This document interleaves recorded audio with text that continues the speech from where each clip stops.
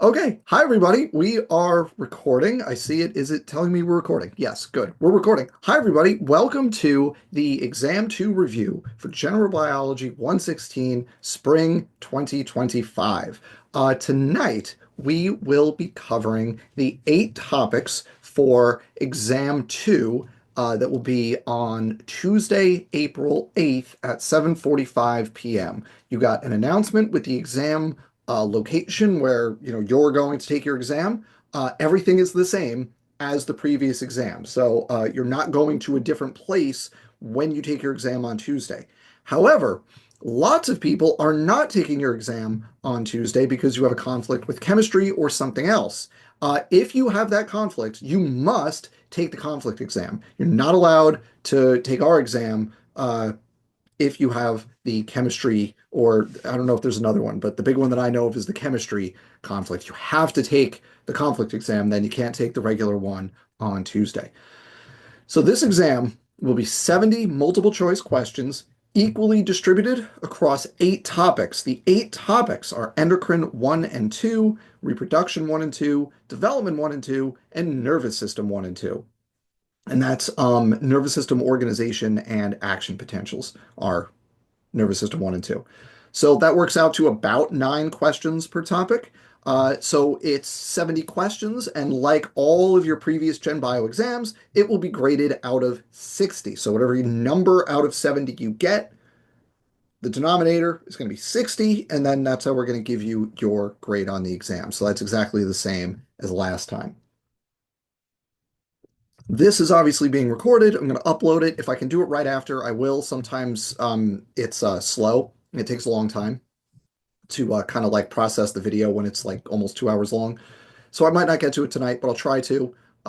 So let's talk about endocrine system 1 and 2, and then we'll do reproduction 1 and 2, and then we'll take a break, and then we'll come back and we'll do development and nervous system. So, endocrine 1. First of all, we want to compare and contrast and sequence positive and negative feedback regulation. What is negative feedback regulation? Chat, tell me, what's negative feedback regulation? Also, some of you are posting in the chat to host and panelists rather than to everyone. So if you want everyone to see what you're writing, make sure you just change that in the bottom right to everyone. Okay, yeah, it reduces, yes. Maintains a set point, inhibits the stimulus, yeah, counteracts the stimulus in some way, exactly. So negative feedback regulation is a response to a stimulus that reduces the effect of the stimulus. Can I give an example of that? Sure. Uh, I was going to say, let's turn it to everybody else. What's an example of that? Body temperature is the quintessential negative feedback loop, right? If you get too warm, you sweat, you cool down. If you get too cold, you shiver, you warm up. Um, Blood sugar, blood pH, right? These are all negative feedback loops because we want to maintain things in the normal range. What is positive feedback regulation? How does that work?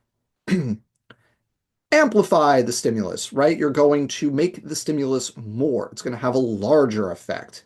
Yeah. So, an example of this that we talked, what's an example of this that we talked about? Giving birth is one of them. Yes. Contractions during labor. Absolutely.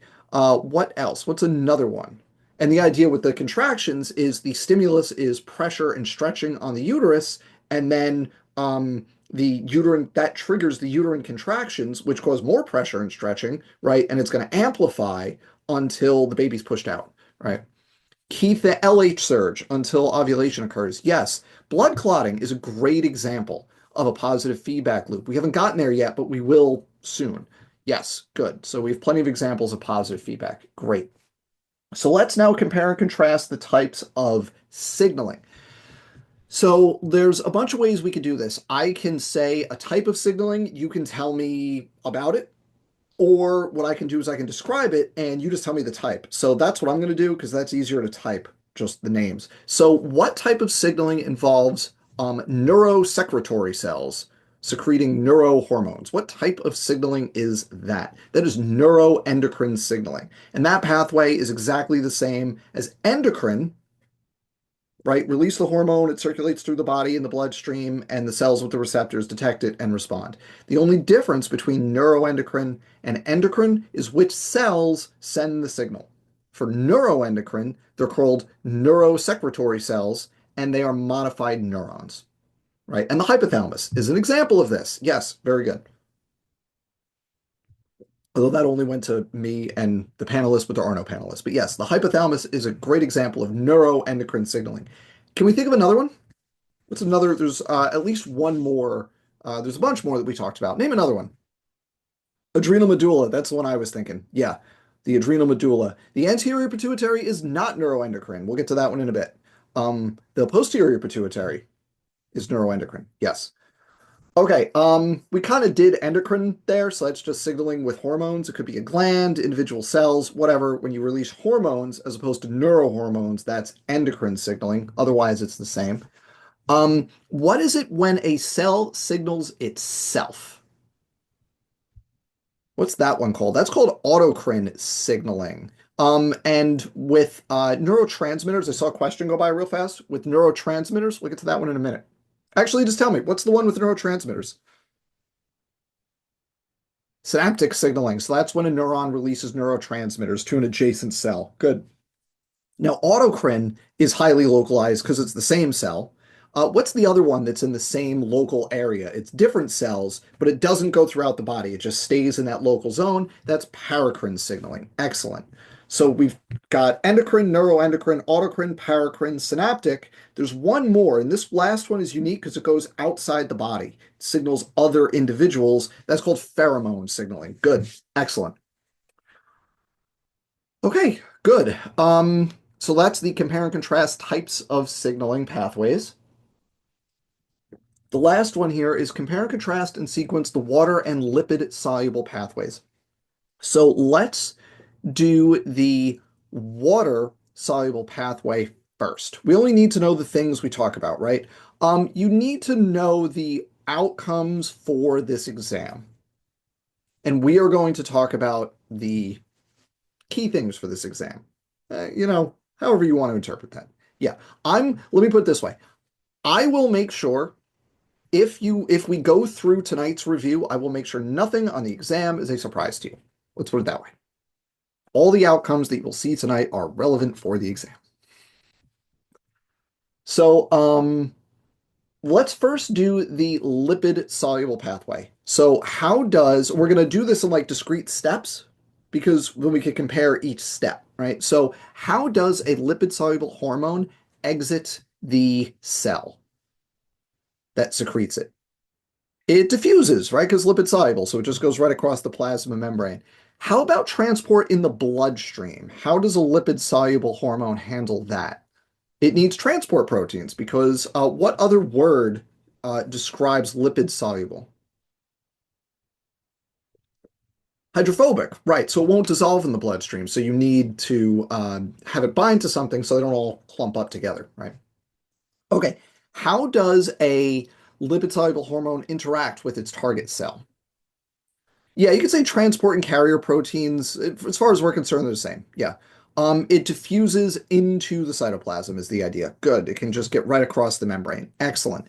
And then at that point, you have two steps that can happen in either order. What are those two steps? Once the lipid soluble hormone is inside the cytoplasm, there's two things that have to happen. They're both gonna happen, but it can happen in either order. There we go. We got it. You could either bind to the receptor in the cytoplasm and then enter the nucleus, or you can enter the nucleus and then bind to the receptor that's already in the nucleus. Does everyone see that? Are we okay with that?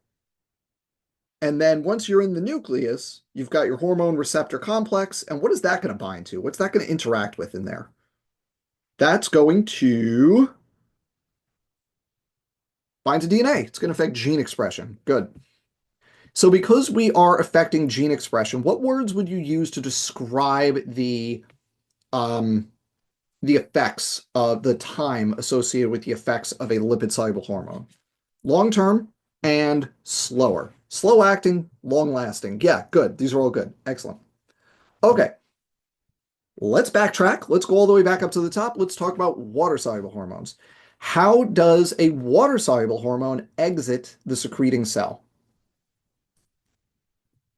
Exocytosis. Yes, because it can't diffuse across the membrane. Bloodstream. Do we need the transport proteins? No, because it'll just dissolve, right? Because it's hydro what? It's water soluble, it's hydrophilic. Good. And then how do we, now for the fun part everyone's looking forward to, how do we interact with the host cell? Do we get in like the lipid soluble? No, we bind to what? Bind to not a G protein, it's a G protein coupled receptor. And the G protein coupled receptor activates, hmm, what? What does it activate? It's in the name. It's a G protein, right? So you've got receptor, then the G protein, and then a couple of you jumped ahead a step. Then you've got adenylyl cyclase, right? And then the adenylyl cyclase makes in the cytoplasm, what does it make? Cyclic AMP. Cyclic AMP activates what enzymes? Kinases, which do what?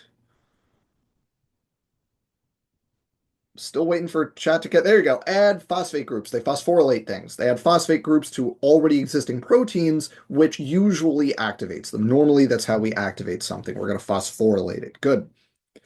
So tell me again about the time associated with this response. Quicker, yes.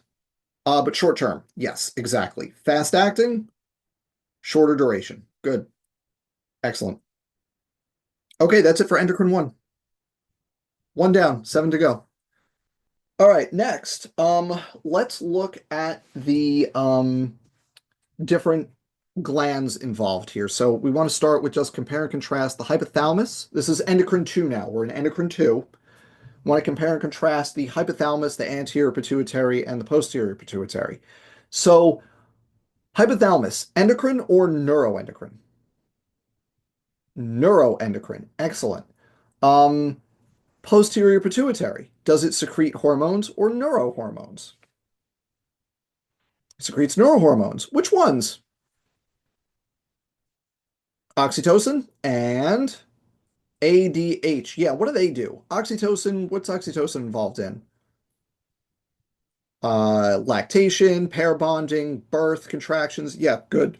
What about ADH? What does that do? It's in the name, right? It's antidiuretic hormone. What does that do? That's all about water conservation. Yes, and some other stuff, but that's the main thing that we talked about. Yeah. Okay. What about how do I want to ask this? Where do those neurohormones come from that the posterior pituitary releases? They're made in and actually released by cells from the hypothalamus, right? But just the location where they get released from is the posterior pituitary. Good. Yeah, they through the axons of the neurosecretory cells. Excellent. All right, anterior pituitary. First of all, what signals the anterior pituitary? How do we activate it? It's the hypothalamus. And what types of hormones from the hypothalamus can activate or can signal, let's say? Yeah, it's going to be releasing hormones or inhibiting hormones. So releasing hormones are going to promote some activity from the AP, and inhibiting hormones are going to prevent whatever activity. Good. So I think we're good there. Let's talk about tropic versus non-tropic hormones. What is a tropic hormone? What does that mean? AP is endocrine, yes. Hypothalamus is neuroendocrine, AP is endocrine. Good. Tropic are hormones that target other glands. Exactly. So tropic hormones are going to be intermediate steps in a pathway. And then non-tropic hormones, therefore, are going to be what? They're going to be the hormones that get a direct response. Good. Excellent. So that's hypothalamus, AP, PP, tropic versus non-tropic. So now let's do the pathways. So we've got sequence in HD thyroid, sequence in HD adrenal cortex, sequence in HD adrenal medulla, and sequence in HD calcium homeostasis. So let's start with the thyroid. This is going to be the basic pathway that we see a bunch. So hypothalamus releases what hormone related to the thyroid? It's TRH, which stands for thyrotropin releasing hormone. And then that targets what gland? Because that's going to be a tropic, technically tropic neurohormone, right? So it's going to target the anterior pituitary, and that is going to then release TSH. And what does TSH stand for? Let's get the full names, folks. Let's write out the full names. What? Yeah, it's a stimulating hormone. That's the SH. It's thyroid stimulating hormone. Good. Now, the thyroid stimulating hormone targets what gland, if you had to guess, even if you didn't know, right? Targets the thyroid gland. And then the thyroid gland releases what hormone or hormones? You can kind of, yeah, it's T3 and T4, which collectively we call thyroid hormone. You don't need to know the big names, thyrotropin and what's T3? Triiodo, whatever it is. You don't need to know that. Like, don't worry about it. It's just triiodothyronine. Thank you. Glad somebody knows what they're talking about in this room. Okay, yeah, so you just need to know thyroid hormone. And then the T3 and T4, the thyroid hormone, see, you beat me to it. What type of feedback operates here? And what does it target? It's negative feedback. And what does it target? What glands get targeted by the negative feedback from the thyroid? If it's negative feedback regulation, it has to target upstream parts of the pathway. So what two glands are targeted by the thyroid hormone via negative feedback? Hypothalamus and anterior pituitary, and it inhibits them to prevent the concentration of thyroid hormone being too high. Good. Okay, let's do the same thing for the adrenal cortex. Upstream means further up in the earlier in the pathway is what upstream means. Thank you for asking. Good question. Yeah, upstream means the previous steps in the pathway. Okay, let's do the adrenal cortex. So, what's the hormone from the hypothalamus there? CRF. Anyone want to take a stab at what that stands for? Everybody remember? It's factor, not hormone. I'll give you the F. Corticotropin releasing factor. Yes. And that targets the anterior pituitary because all the pathways are the same players. And then the AP releases what in response to CRF? It releases ACTH, which is adrenocorticotropic hormone. Close. It's tropic, not tropin, but close. Yeah, it's adrenocorticotropic hormone. So it's the tropic hormone that targets the adrenal cortex. So the next thing that it targets, it's right there in the name, it's the adrenal cortex. And that's going to release two types of hormones. What are they? They're all corticosteroids, but what are the two types? You've got mineralocorticoids, which, what's the function of mineralocorticoids? What are we regulating there? We're regulating what? Yeah, mineral, and in this content, when we say mineral content, we mean like ions and water balance, right? Salts. Yeah. So it's similar to ADH in that regard.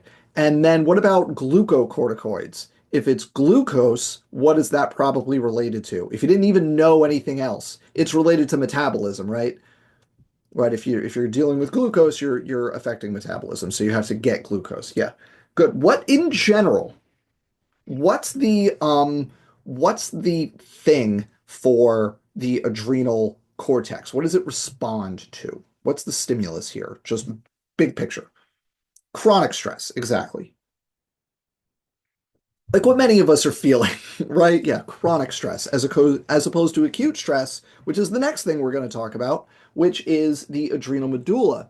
So, what hormone gets released by the adrenal medulla? Let's start there. That's epinephrine or adrenaline. Same thing. Good. What is this a response to? Or rather, what's another phrase we hear for this response? Fight or flight response. Great. And this is acute stress, right? Immediate stress. Is that a hormone or a neurohormone? That's a neurohormone. So we don't have all the hypothalamus, AP, da da da. We don't have all the steps for this one. It's just a single nervous system signal, right? And then neurohormone. So we don't have a whole pathway we have to worry about there. So we're good with the adrenal medulla. And then the last thing is sequence in HD calcium homeostasis.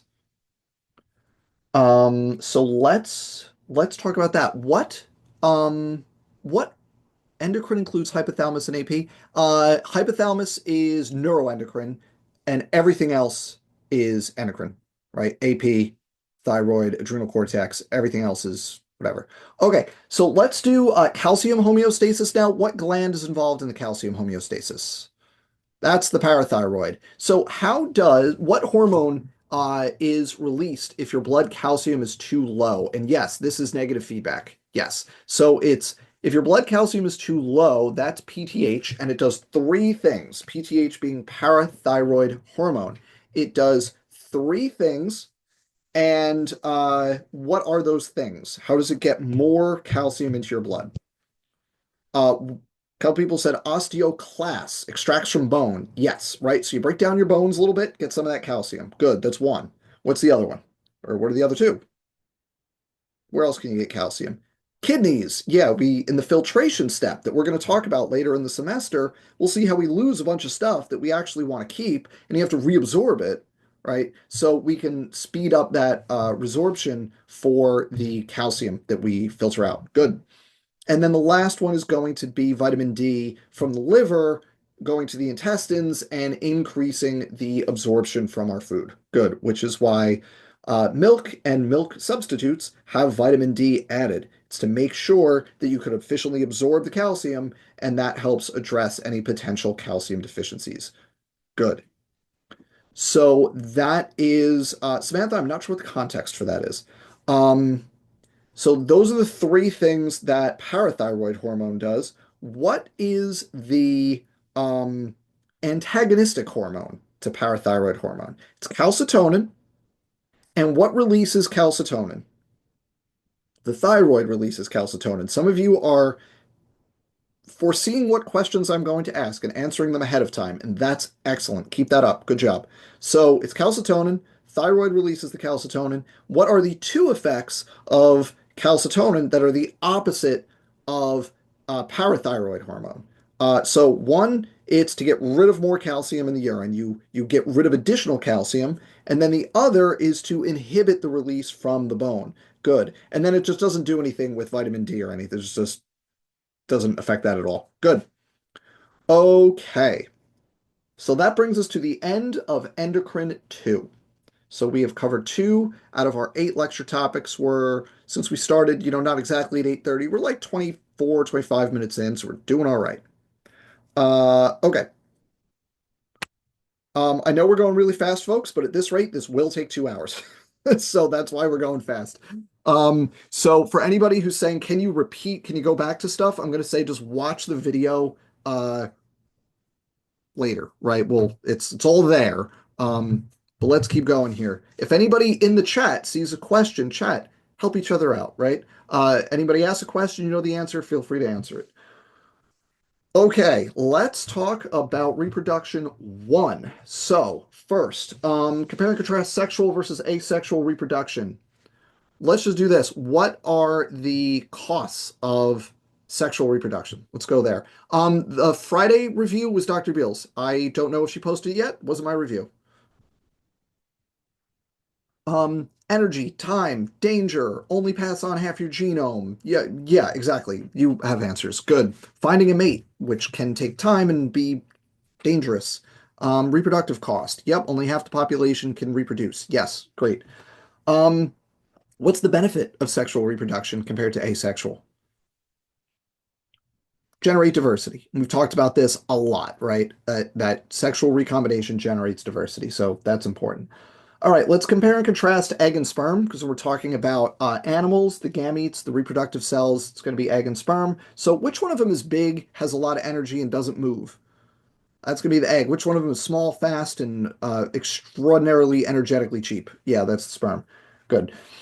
Um, and there's a whole evolutionary thing about the two strategies, and it's really cool, and we don't have time to do it in Gen Bio, but it's really super cool.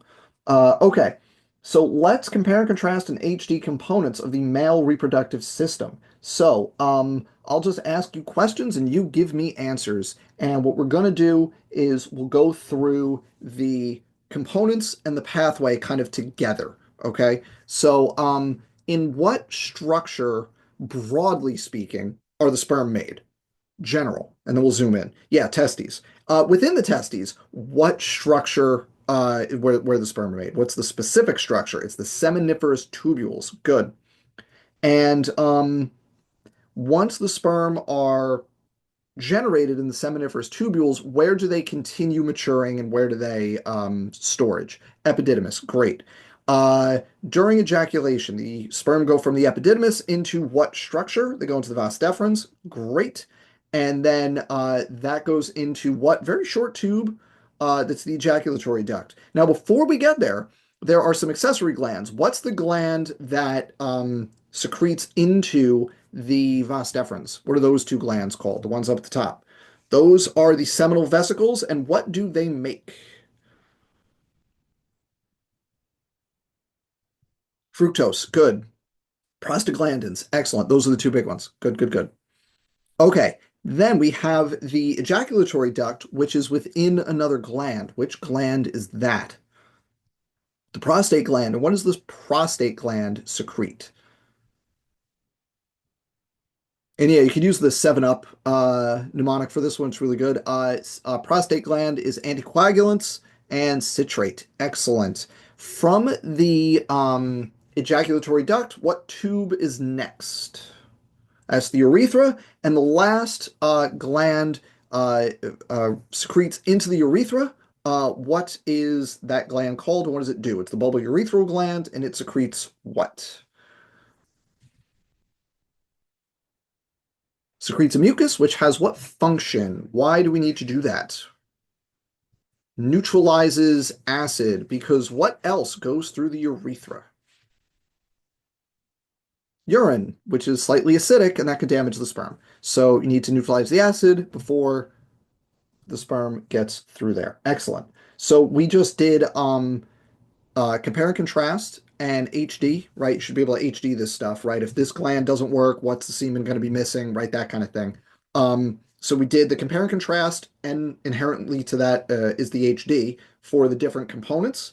And then we also did the pathway, we also did sequence the pathway of the sperm. Did everyone get that? The scrotum surrounds the testes and the epididymis, so it's not like directly playing a role. Yeah. Vas deferens is just a tube, it doesn't release anything. Sperm travel bulb. It doesn't travel in the bulbourethral gland. It travels through the urethra, and the bulbourethral gland secretes into the urethra. Okay. Um, so let's do spermatogenesis. We'll sequence an HD spermatogenesis, and then we will do compare and contrast the sperm structure. So, what cells do we start with embryonically for spermatogenesis? Primordial what? Germ cells. Excellent. And then what's after that? Primordial germ cells and then spermatogonial stem cells. Good. And then from there we have spermatogonia. Great. Now, which of these cells first appears in puberty?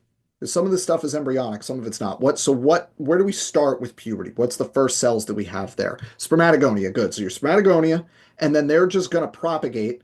And what can they specialize into as they do mitosis? They're going to divide, they're going to stay spermatogonia, or they can specialize into primary spermatocytes. And why do those cells matter? What process are primary spermatocytes going to do? Those are the ones that are going to do meiosis. Great. So primary spermatocyte's going to do meiosis 1, leading to what cells? Secondary spermatocytes. What is the ploidy of a secondary spermatocyte? They're haploid. Good. That's where the reduction takes place because it's meiosis. So the first division is the reduction. Excellent. And then the secondary spermatocytes will go through meiosis 2, and they will generate what? They will generate 4 spermatids. So you go from 1 primary spermatocyte, 2 secondary, and then 4 spermatids. And then what do those spermatids have to do? So now they need to mature, right? So they need to differentiate into mature sperm cells. And that's going to start in the seminiferous tubules, and that's going to complete in the epididymis. And the whole process, starting from that primary spermatocyte, takes like about 7 weeks. So we go through that, you get to the end of your 7 weeks, you have a mature sperm cell that has three regions. What is the anterior most region of the sperm cell? Anterior is front. Yes, the head. And there are two important things in the head. So there's the acrosome, as people are saying, and there's also the nucleus, which contains our haploid genome. And that's it. That's all that's going to get into the egg during fertilization, right? We don't care about the rest. So what's behind the head? You've got the head, and then you've got what? You've got the midpiece, which contains all the mitochondria, because you need a lot of mitochondria, because the last part is what? Is the tail. That's the flagellum, and that's going to wave. That's how the sperm moves. You need a lot of energy, a lot of ATP to be able to do that. So you need to have a lot of mitochondria. Good. Spermatogonia are diploid. You don't get to haploid until after meiosis one. Okay, last thing for reproduction one here, we have sequence in HD, the male reproductive endocrinology. Is there plasma membrane? Yeah, the whole thing is surrounded by plasma membrane, including the flagellum. Remember, eukaryotic flagella are surrounded by plasma membrane. Okay, so we just finished compare and contrast sperm structures, and now we are going to do sequence in HD male reproductive endocrinology. So this is going to start with the hypothalamus, and what hormone are we dealing with there? We're going to do GnRH. Good. What does that mean? That's gonadotropin releasing hormone. Good. So that is going to target the AP, and the AP is going to release two different things now. LH and FSH. So that's luteinizing hormone and follicle stimulating hormone. And there's two ways that help you remember what goes on from here in the male. The really easy way to do it is just keep the letters the same. So the luteinizing hormone targets Leydig cells, and the follicle stimulating hormone, emphasis on the S, targets the Sertoli cells. Now, another way to remember this is functionally the luteinizing hormone in both males and females is directly responsible for gametogenesis, right? And whereas the follicle stimulating hormone is more promoting support for gametogenesis, but it's not directly responsible for it. So in the males, this takes the form of the luteinizing hormone targeting the Leydig cells. And in response to that, what do the Leydig cells release? They're going to release testosterone. And what does testosterone do? Like directly? What we just talked about. It's spermatogenesis. Good. Exactly. And then the follicle stimulating hormone with the Sertoli cells do two things. What's the one that has a direct effect with the testosterone first? It's going to do something directly with the testosterone. It's androgen binding protein, which is going to increase the kind of equilibrium concentration of testosterone. Good. And then there are two forms of negative regulation happening here, negative feedback regulation. What does the testosterone do? In addition to promoting spermatogenesis, it also does what in terms of feedback? Yes, it is responsible for puberty, but I mean, in terms of feedback regulation, it's going to inhibit both the hypothalamus and the AP. Good. And then what's the other thing that the Sertoli cells do that's also going to do negative feedback regulation? Yes, that's going to be inhibin, and that's specifically going to operate on the anterior pituitary, right? So you've got hypothalamus, AP, and then Sertoli cells and Leydig cells. They each have an effect, but they also do feedback regulation. Okay, so that's the male reproductive endocrinology. And that brings us, what releases androgen binding protein, everybody? That's for support. It is the Sertoli cells. Follicle stimulating hormone, Sertoli cells, support. Luteinizing hormone, Leydig cells, there's no L for spermatogenesis, but you know. Okay, so now we can hop over to reproduction 2. 3 lectures down, 5 to go. Let's do reproduction 2 here. So the first thing is just compare and contrast the functions of the female reproductive system. And then we've got sequence in HD oogenesis, sequence in HD menstrual cycle, sequence in HD female reproductive endocrinology. That's it. That's all we're doing, right? Okay. Um, so let's start with the functions of the female reproductive system. What are they?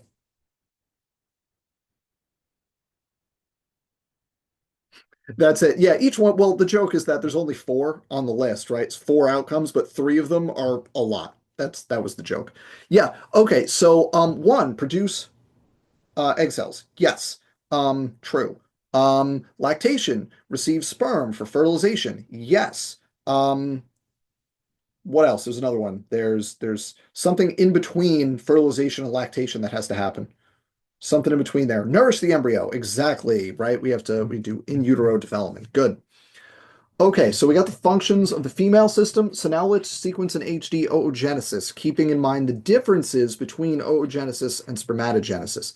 So, what cell do we start with embryonically? Primordial germ cell. And then what cell is next? And then it's going to be oogonia. And again, embryonically. And the oogonia are going to form primary oocytes. Good. And now those are the cells that do what process? Primary oocytes, just like primary spermatocytes, they are going to do what? They're going to be responsible for meiosis. Excellent. When do they start meiosis?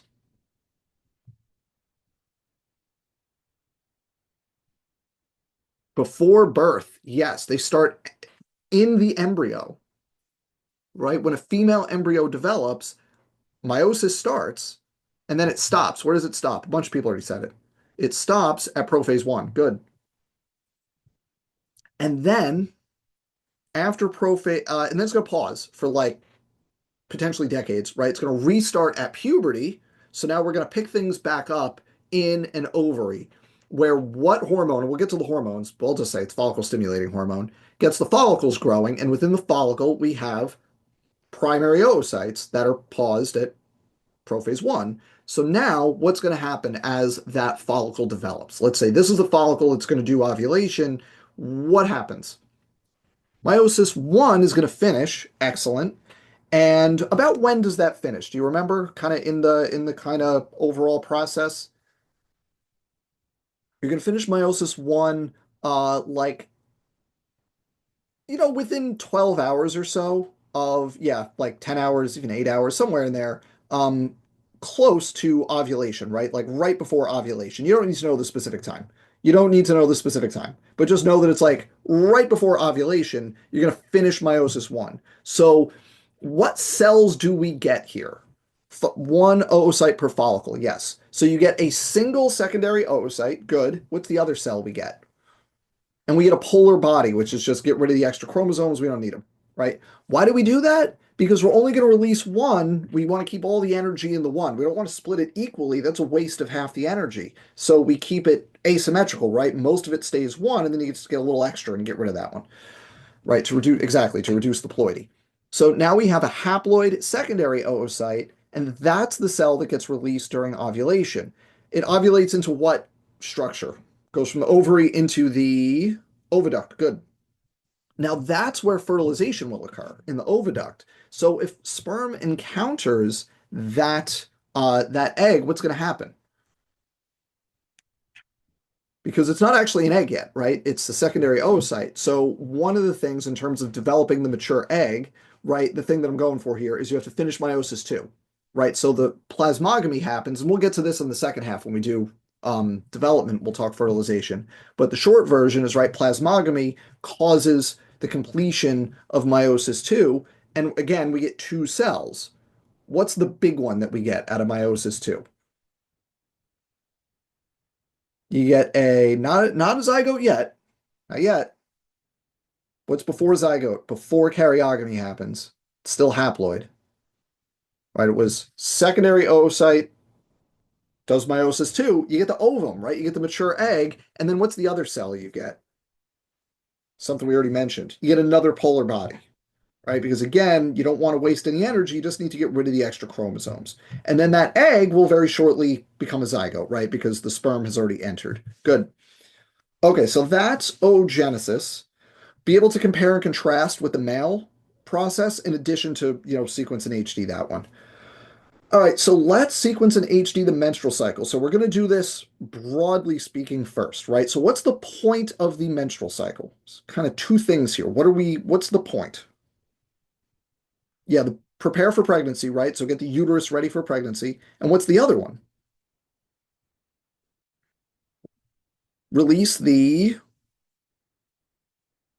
Yeah, all these answers are correct, right? Endometrial growth, prep for feeding the embryo. Yeah.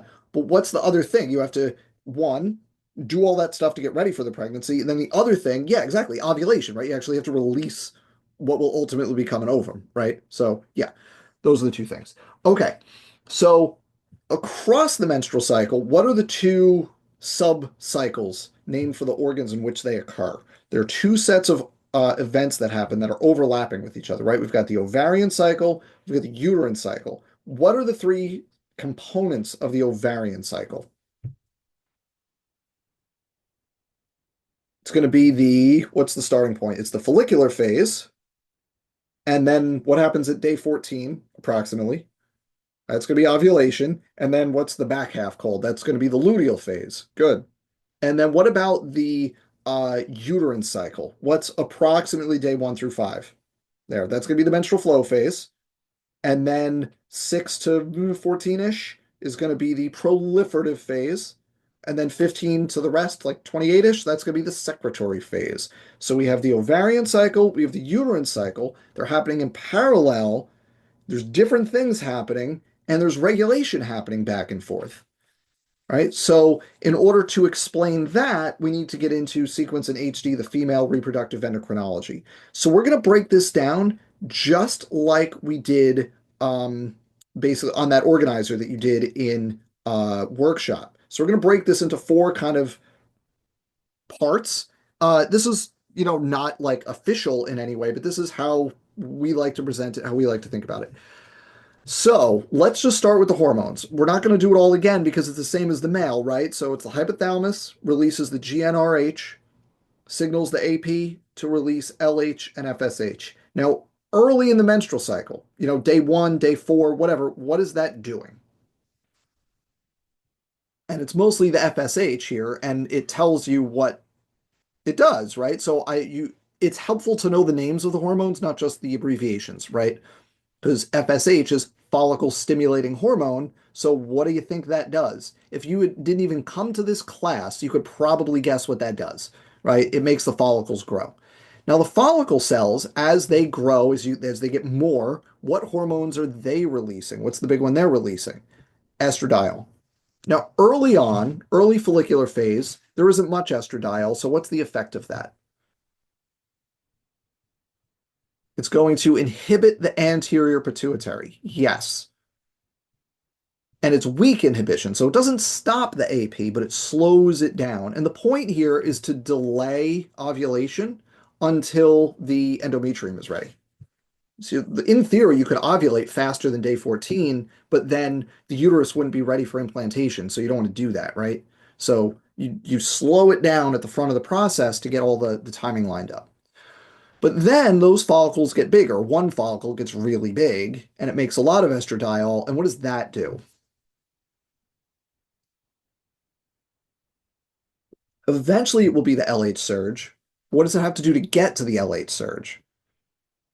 The mature follicle has to stimulate the hypothalamus to make more GnRH, more LH and FSH, bigger follicle, more estradiol. What am I describing here? What type of feedback regulation am I describing as I talk about how each step in the process stimulates the next step in the process and it just gets more and more? Yes, that's going to be positive feedback loop, right? Everyone see how that works?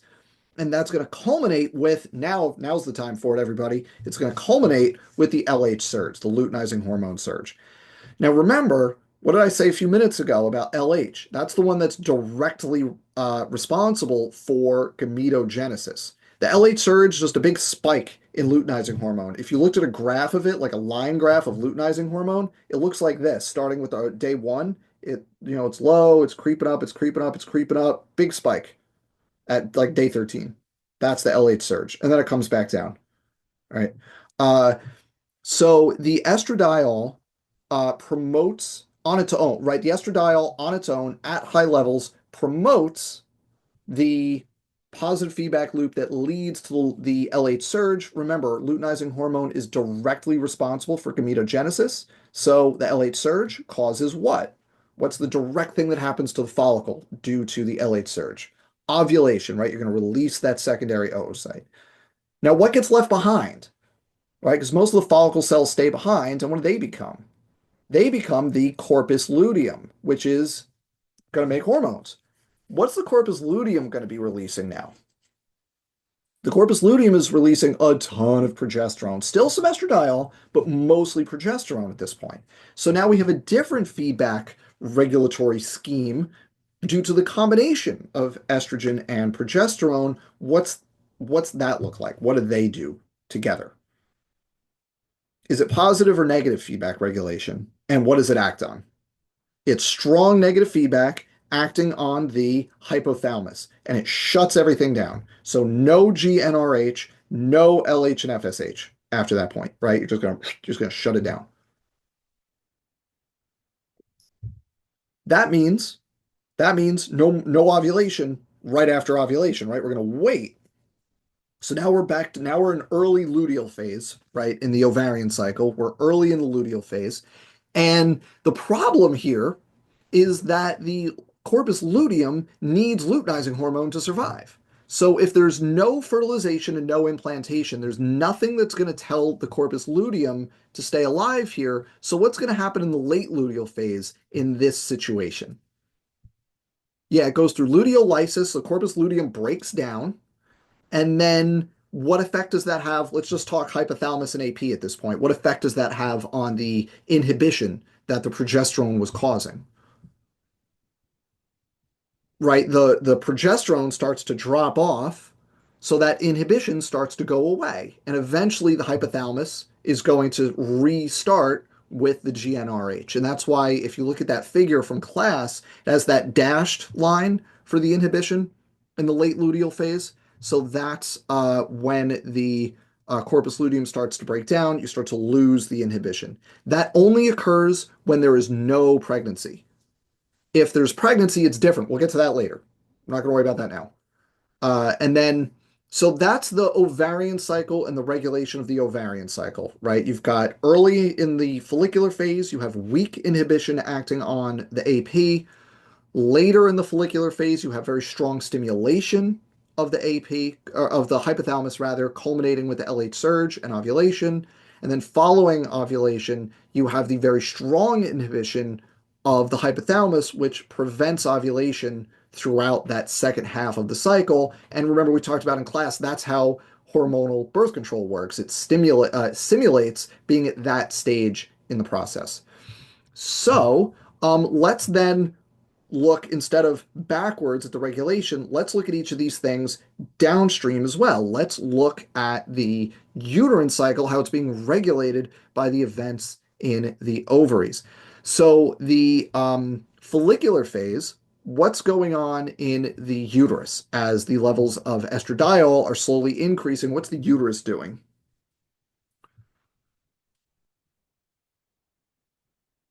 First is going to be the menstrual flow, right? We're going to get rid of the uterine lining from the previous cycle. That's like day 1 through 5 approximately. And then picking up with day 6, we're going to have the thickening of the endometrium throughout the proliferative phase. And that's where the name comes from, right? The cells of the endometrium proliferate. There's gets more of them and it gets thicker.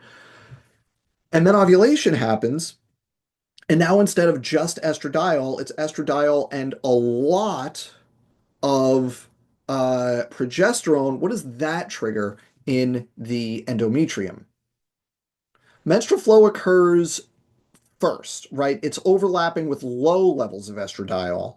And then once the old lining is gone, the estradiol that's present, which will be, low but increasing, day 5, day 6, day 7, that will trigger the thickening of the lining. Okay, what happens on the back half? So now it's progesterone in the driver's seat. What does that trigger?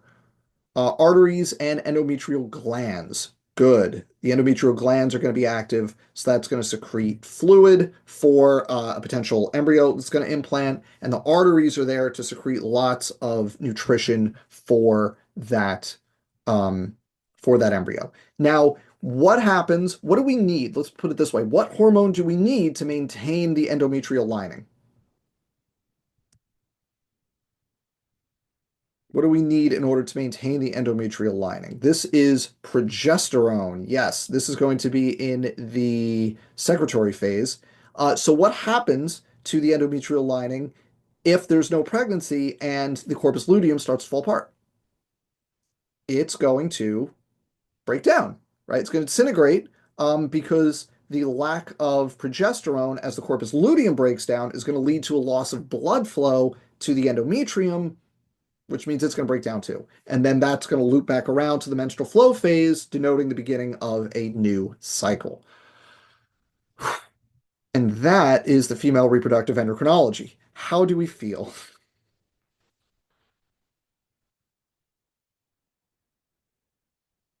You'll have plenty of time. There's a lot, but it's okay. You can do it. It's a lot of stuff, but you can do it. And we just went really fast, although that did take like 20 minutes, but we went pretty fast. That was good. So, we have gone through, in about 50 minutes, we have gone through endocrine 1, endocrine 2, reproduction 1, reproduction 2. So yes, you can totally have to sequence uterine and ovarian together. Absolutely. Yeah, before we pause, let me just ask like some questions here, right? So we could do it the way I like to think of it, we could do it horizontally or vertically. And like if it hasn't been over an hour, it's been about 50 minutes since we started. So think about it, think about that figure that I showed you, right? Where it has the four kind of things, right? It's got hypothalamus, AP, ovaries, uterus, right? So you could do that horizontally across the cycle, right? I could say sequence what happens in the uterus starting on day one, right? And you put stuff in the correct sequence there. I could also say sequence this starting with the hypothalamus. What does the signaling look like? And we could put that, for the early follicular phase, for the early luteal phase, right? Like whatever, right? We could say, for day 15, immediately after ovulation, um, sequence the signaling with the hypothalamus and the AP, whatever, right? So we could do it horizontally, across that figure, or we could go vertically from gland to organ, right? And you tell me what's going on at any given stage. Okay? That's the kind of thing you can expect there. You could also get HD stuff like the endometrium's not thickening. Hypothesize what hormone is not, being released, or the endometrium isn't forming the endometrial glands. What hormone? Hypothesize what hormone is not being released, right? It's something like that. For that first one, it'd be estradiol. Yes. What would the second one be? The second one would be progesterone. Yeah. So like that's the kind of stuff you can expect there. Sequence the process, or if something's not happening, what would explain that? Or here's a thing that goes wrong, what would be the effects of that, right?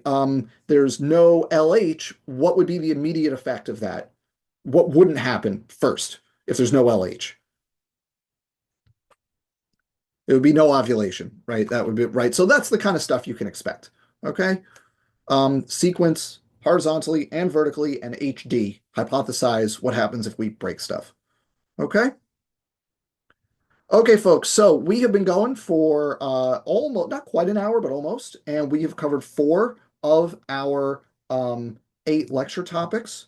So let's take a break, and we'll come back in 10 minutes. So that's going to be, it's 9:29. So that means at 9:39, we're going to come back and we'll pick up with the second half. So I'm going to pause the recording. I will say, before we, like, when we come back, chat, remind me to restart the recording. Because the one time I don't say that will be the time I forget, and then we don't record the second half. So never happened yet, but just remind me. Thank you. All right. All right, folks, we're back. Let's look at development 1, development 2, nervous system 1, and nervous system 2. So development 1, our first outcome is sequence and compare and contrast the stages of early development. So starting with a zygote, let's just go through up to gastrula. What do we get? So uh, zygote, then what's the next process that happens? Cleavage. Define that. We'll start, I'll give you the first word. Rapid. Rapid cell division with no growth. Exactly. So we're skipping G1, G2. Okay, well, now we go through cleavage. Now we actually cut out some stages here. We're getting to fertilization. Don't worry. I have a list. We're getting there. Just patience. Uh so I cut out a stage like we in Gen Bio. There's a stage in between that we cut out. So you go right from zygote cleavage. What's the next thing that happens that we talked about? Mitotic division, cell division, same thing for us. Blastulation, forming a blastula. Yes. What is a blastula? What does that word mean? That is a hollow ball of cells. Kind of soccer ball looking thing. Yeah, right. So that's a hollow ball as opposed to a solid ball, right? It's a hollow ball of cells. And then what's the next thing that happens after blastulation gets you a blastula? Then you do gastrulation, and that gets you a gastrula. Good. Okay, so now let's rewind. Let's do sequence and HD fertilization. So, sperm, and we're talking human fertilization here. So, what's the first thing the sperm encounters when it bumps into a secondary oocyte in the oviducts? What's the first thing around the outside? It is the follicle cells. Good. Now, there's no like enzymatic reaction here, right? The sperm just kind of elbows its way in there. And then it encounters what's the next layer, that jelly-like matrix of glycoproteins? That's called what? That's the zona pellucida. And what's the receptor called on there? It is the ZP3 receptor. So the sperm binds to the ZP3 receptor, and then that triggers what? There's a specific thing that causes. That triggers the acrosomal reaction. So remember that acrosome? They're not just floating, the receptors, they're actually transmembrane. So they go through the plasma membrane and through the zona pellucida, like these long proteins. Okay, so the binding with the ZP3 receptors triggers the acrosomal reaction that's going to break down the zona pellucida. And then what's going to happen then? Once the sperm can actually get through the zona pellucida, what's going to happen next? It's going to do plasmogamy. The acrosome already burst. We did that. That was the acrosomal reaction. So next is plasmogamy. And then plasmogamy directly causes something to happen within the secondary oocyte. And that's the calcium wave from the smooth endoplasmic reticulum. Now, at this point, three separate sets of events all happen at the same time. Let's start on the outside. What's the kind of outermost series of events that happens first, right? So you've got the cortical reactions. You got your cortical granules. They're going to bind. So these are vesicles right below the plasma membrane. The calcium is going to cause them to bind with the plasma membrane. That's going to release enzymes. And what do those enzymes do? Yeah, they're going to stop polyspermy by causing the slow block to polyspermy. Exactly. And that's going to modify the zona pellucida and basically disable those receptors so that no more sperm can get in. What would happen if another sperm got in? What happened if two sperm got into that egg? What would be the result of that? Not twins, be triploid. It would be triploid, and the embryo would die because we don't tolerate triploidy. So you want to make sure that doesn't happen. So we want to prevent polyspermy. So we have the cortical reaction that triggers the slow block. That's one of the three things. That's kind of one branch in the pathway. What's another branch in that pathway? Egg activation. Yeah, and what does egg activation mean? What are we activating? Even though it's an oocyte at this point, but whatever, right? What are we activating? Well, the egg, yes. Um, Protein synthesis, metabolism, those are the big ones, right? We want to accelerate metabolism and we want to make a bunch of proteins from mRNA that was already there. All right, good. And then, so that's the second branch in our pathway. And then the third branch in the pathway is what? What cell are we in and what stage is that cell at? It's in meiosis too. What cell is it? It is right, we're in metaphase two. What cell? It's the secondary oocyte, is in metaphase two. Uh-huh. And that's going to complete meiosis two, right? So we're going to actually get the egg. And then once we have the egg cell done, what's going to happen? Somebody already said it. Once you have the egg cell, it's haploid. You got the sperm nucleus in there. That's haploid too. Now you can do karyogamy, and now you get what cell? You're going to get a diploid zygote. Ta-da! So that's fertilization. So sequence in HD that uh, that process. Oh, one thing we didn't do was the functions of the egg coverings. So like, what does the zona pellucida do uh, in terms of its receptor? Like, let's talk just in general, right? What can the egg coverings do, right? So you have receptors that are unique to humans, right? So you're going to have species specificity. You're going to prevent interspecific fertilization, or if you think back to last semester, right, we're going to prevent hybridization with gametic isolation. And then the other one is it can actually help fertilization by secreting chemical signals that are going to kind of, attract the sperm, right? The sperm are going to swim in such a way that those chemicals increase in concentration. That's going to lead to the egg. Good. Okay. The last thing here for development one, pretty short. The last thing here for development one is compare and contrast the types of cleavage. So once we have the zygote, we're going to go through cleavage, the very rapid series of cell divisions with no growth. There's three different ways that can happen. How would you HD fertilization? Let's do that before we do the compare and contrast types of cleavage. So HD fertilization, we could say like, hypothesize what would happen if there was no slow block. Hypothesize the effects of a defective ZP3 receptor. Something like that, right? Hypothesize if there was a deficiency in calcium transporters or calcium channels in the ER, right? Just something doesn't work. What would be the effects of that change? That would be your HD question. Okay, next, so what type of cleavage is defined where you have cytokinesis all the way through the embryo, and it's asymmetrical, so the cells are different sizes? What's that called?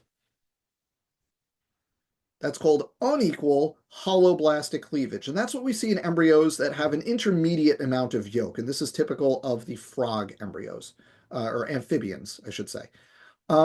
What's it called like we do where there's no yolk, so it's equal as it divides all the way through. All the cells are the same size. That's going to be equal holoblastic. And then at the other extreme, where you have like bird eggs, where it's just a giant massive yolk that you can't divide at all, everyone's getting it. Yeah, it's so only a little bit actually divides. That's meroblastic cleavage. Good. And those three processes are basically a product of how much yolk. Yeah, and meroblastic is characteristic of birds and also insects, but we're focusing on vertebrates, right? If the yolk doesn't divide, how does it grow? It's actually from the egg cell, right? Like a chicken egg is a single cell. It's all there. It doesn't have to grow post fertilization. It's just there.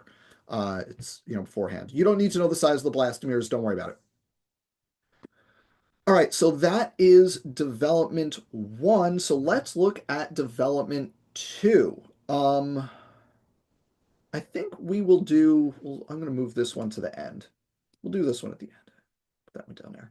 All right, so first we have sequence and HD gastrulation. And just in general, what does gastrulation mean? Like, what are we making when we're doing gastrulation? Making a gastrula. Okay.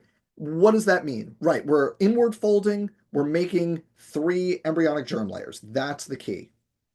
Right. Now, most of the time, that also involves making like a digestive system, but not always. But you always, always, always, always, always get your germ layers from gastrulation. And what we're going to do here is we are going to compare and contrast and sequence sea urchin, bird, and human gastrulation. And I'm actually going to do this on the whiteboard here. So we're going to change this up a little bit. I'm going to do it on the whiteboard because I've been doing this a little bit differently in my reviews compared to how we did it in class. And I really like this new way of doing it. I should have been doing it this way all along. And the way I'm going to show you right now includes something that's not on the test. It includes the frog. And I promise you there's a reason for that. It'll help everything make sense. So what I'm going to do real fast here is I'm going to pull up the whiteboard. It's going to mess with Zoom. And then I'm going to go through it and just kind of show you the four figures that are relevant here, but three of them are relevant. And I think that'll help us make sense of everything. So let me just give me a second to, now that my screen's all messed up because the chat goes away and everything goes away. So give me a second here. I'll just put this here, get rid of this. This can go over here. Okay, and I need the this and I need that back. Okay. Right there. Okay, everything is back. Can everybody see the whiteboard? Okay, I'm going to try to draw something, and we're going to make sure we can see the thing I draw. Can everyone see the black squiggle? Did that work? All right. So what I'm going to do now is I'm going to do, we're going to do urchin, we're going to do frog, which you're not responsible for. I want to emphasize this. You are not responsible for the frog.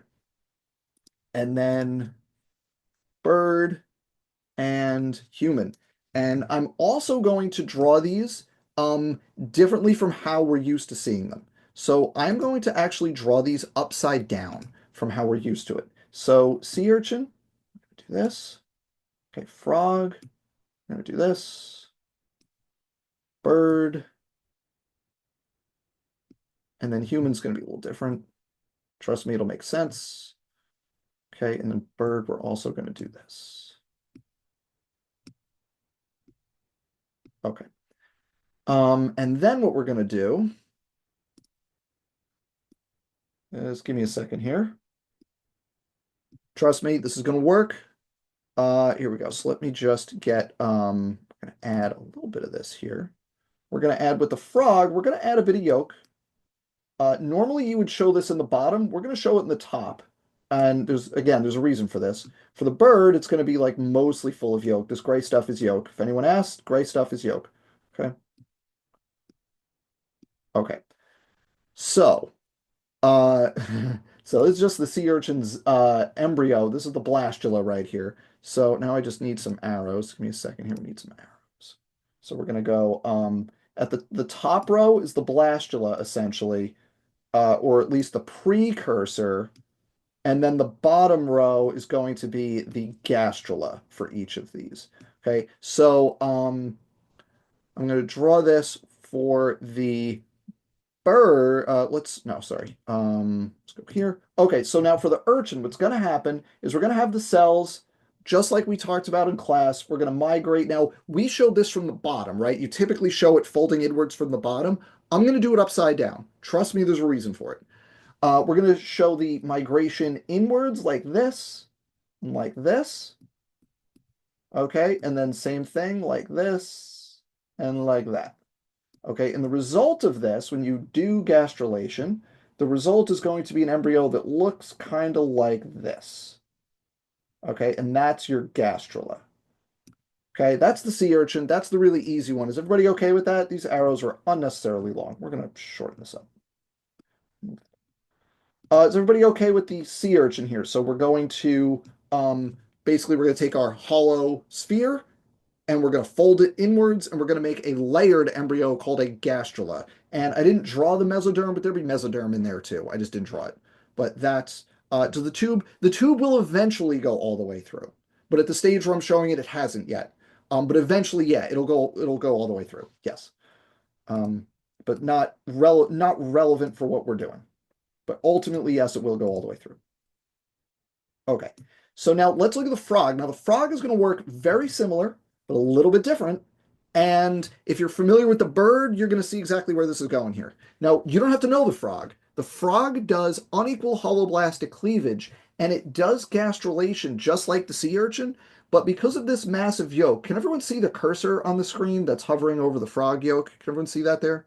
Yeah, great. So because of that massive yolk, you can't do your arc entron. You can't fold straight down through the middle like you do for your sea urchin. So what you do instead is you go to one side. So you go like this. And then the cells from the other side, when they go inwards, they also go down to the side. Instead of pushing through the yolk, they get displaced to the side and they go around the big massive yolk. Everyone see that?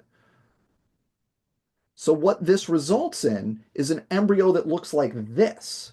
So now you're going to get something like this, where you have this arc enteron that instead of going down the middle, it gets displaced off to the side like that. And then we can just put the circle here just to show the yolk, right? The massive yolk is up in here, and it's just making it hard. Yeah, it looks like a whale, right? So we're just moving that arc enteron to the side. It's still there. It's still doing all the same things. But so that's what the frog gastrula is going to look like. Now, so these structures in total are gastrulas, right? This is the gastrula, and then this part inside is the arc enteron. This is the gastrula, and this little tube that's going to the side, that's the arc enteron. Okay. So now for the bird is doing meroblastic cleavage because of that enormous amount of yolk. You can't divide through that at all. So only this little structure up here is capable of doing cytokinesis. So what are the two layers? Anybody remember the two layers, the upper and lower layers here? It's kind of in the name. Uh, right, you've got the epiblast on top and the hypoblast on the bottom. Now we're going to do the same thing as the other two, right? We're going to migrate in and down, but we can't go into the yolk at all, so the whole structure has to stay flat. So what's going to happen here is you're going to migrate in, and then you're going to do a U-turn basically, and you're going to go like this, or you're going to go all the way down to the bottom like that. And then from this side, you're going to do the same thing. You're going to go in or go down and then turn, right? Like this. So the result of this is you're going to get an embryo, right, that looks the same basically, like this, right? It's going to have that little region on top, just like before, but instead of having two layers, it's now going to have a third layer in there. And I'm just going to add in our yolk, right? And then I'll add the third layer in the middle there.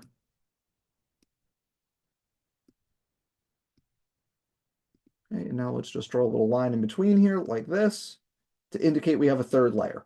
Okay, so now we're going from 2 layers to 3 layers, but it's staying flat, right? Birds don't have a trophoblast, correct. So you've got your epiblast and your hypoblast, and then that's going to form, all from the epiblast, it's going to form your ectoderm on top, your mesoderm in the middle, and your endoderm on the bottom against the yolk. And that makes sense because what's the endoderm's job? Here, I'll do you one better than label. Hang on. Hang on a second. Give me a second here. We'll do orange with this. There.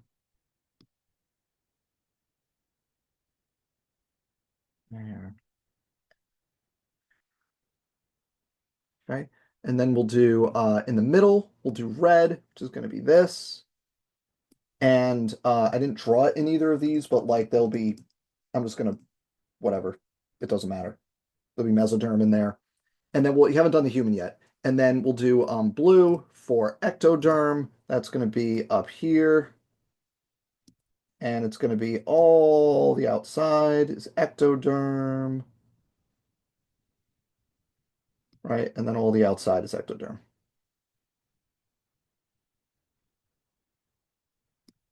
Okay. So frogs and urchins do have 3 layers. I just didn't draw in the mesoderm. The red is mesoderm, and I'm going to label this in a second here. I'm just going to put like more stuff in here. It doesn't matter. Don't worry about the shape of the mesoderm. It totally doesn't matter. We're just going to say, here, we'll get some text. We're going to do this in light blue. That's going to be ectoderm. Now we're going to do it in red. That's going to be mesoderm. And we're going to get some, no, that should be red. And now we're going to get some orange. And that's going to be endoderm. Okay. Everyone see how this is working? Is everyone comfortable with this? Okay, so the colors are consistent throughout. The hypoblast doesn't play a role in the bird directly. It's all epiblast. Okay, now the human. The human looks like the bird, right? That's weird. Why does the human look like the bird? The human doesn't have any yolk. There's nothing stopping it from looking like the sea urchin. Why does it look like the bird? Evolution. When in doubt, the answer is evolution. Oh, that should be black, not red. There you go.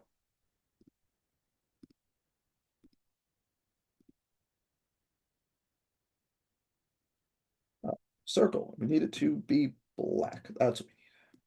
So it's flat because we share a very close common ancestor the with the reptiles, and birds are, of course, reptiles, because we are amniotes. So we are sister groups with them. Mammals and reptiles are sister groups.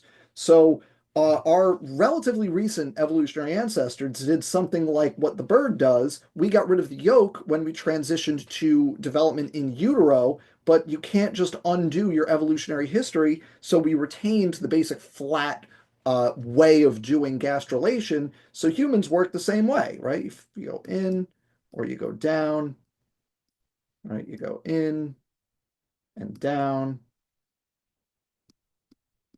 And as a result, we are going to get mesoderm in the middle. So just happen to hit red first. We're going to have ectoderm on top.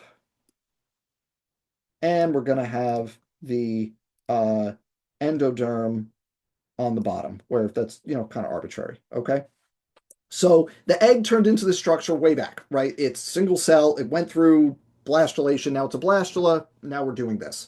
So the key thing here is the sea urchin, right? You can see there's no yolk, so it can go straight through the middle. The frog has a bit of yolk. You don't need to know the frog. It goes to the side.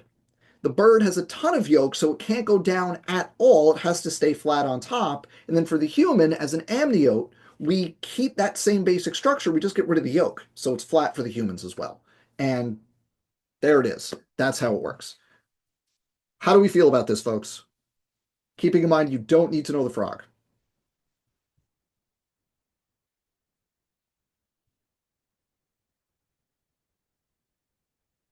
How do we make the endoderm the inside if it's flat? It's subsequently going to fold some more. Yeah, right. It's just three layers where the bottom one is the endoderm, the bottom, it'll fold more, right? The other layers are going to basically fold around it. Okay.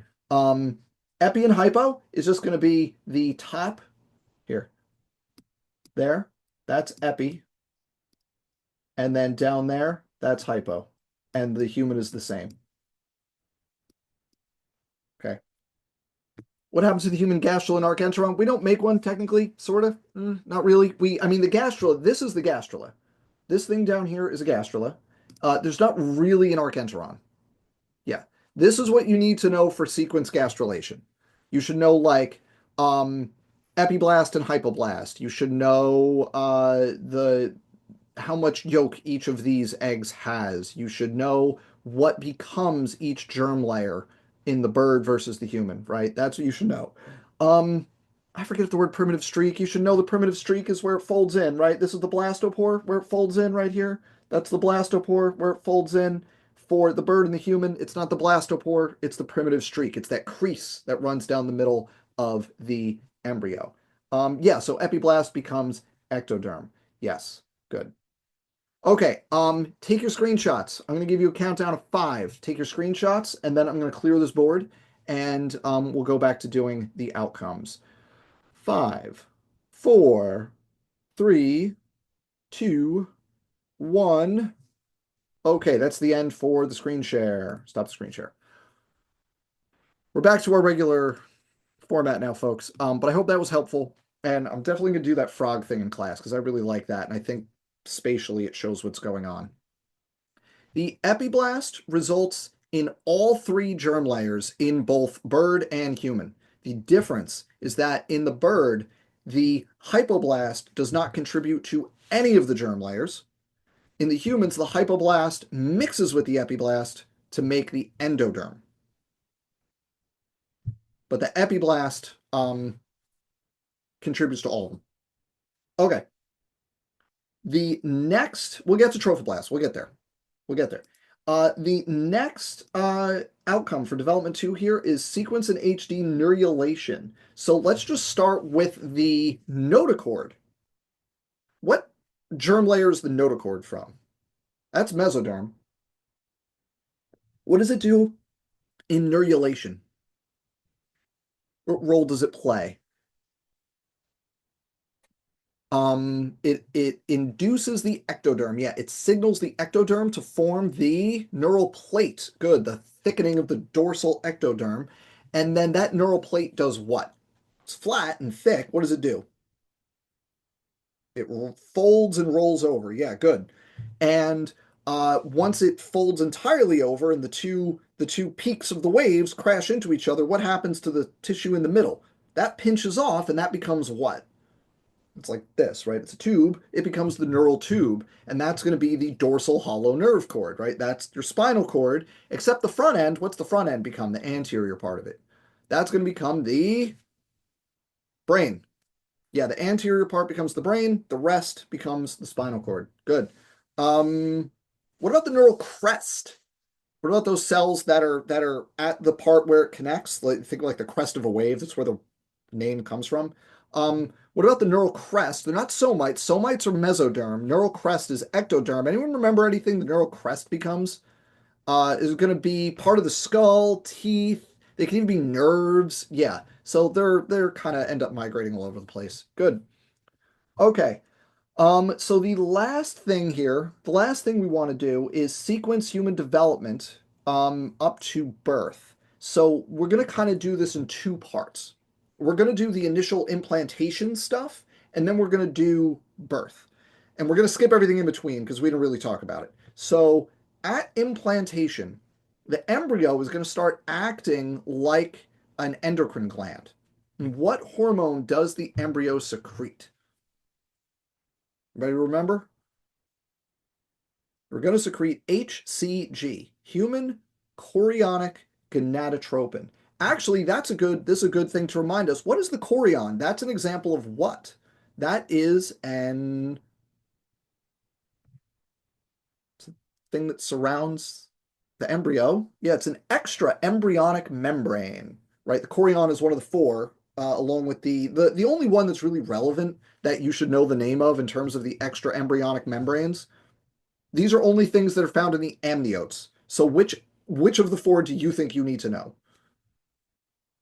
Specifically for amniotes. You should know the word amnion, right? Because that's like the derived trait for amniotes, right? The amniotic sac, right? That the amnion is the membrane that holds the water in, right? You should know that one. That's you know, it's a derived trait of amniotes. You should know the amnion. And then the other ones, it's just the chorion, the allantois, and the yolk sac. You don't have to know those specifically. But you should know collectively that the whole point of the membranes is keep the water in and then do exchange for like gases and food and waste.